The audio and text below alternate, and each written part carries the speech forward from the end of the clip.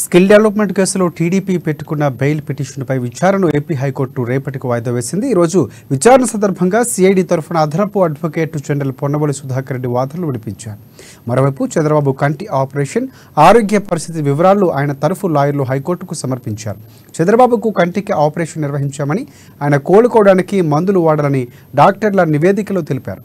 5 వారాల పాటు eye checkup కోసం షెడ్యూల్ ఇచ్చామని, 5 వారాల పాటు ఇంట్రా ఆక్యులర్ ప్రెషర్ చెక్ చేసుకోవాలని, కూడా కంట్లో చుక్కల మందు వేసుకోవాలని పేర్కొన్నారు. ఆయన గుండె సంబంధిత సమస్యలతో బాధపడుతున్నారని, గుండె పరిణామం పెరిగిందని, గుండెకు రక్త సరఫరా చేసే నాళాల్లో సమస్యలు ఉన్నాయని తెలిపారు.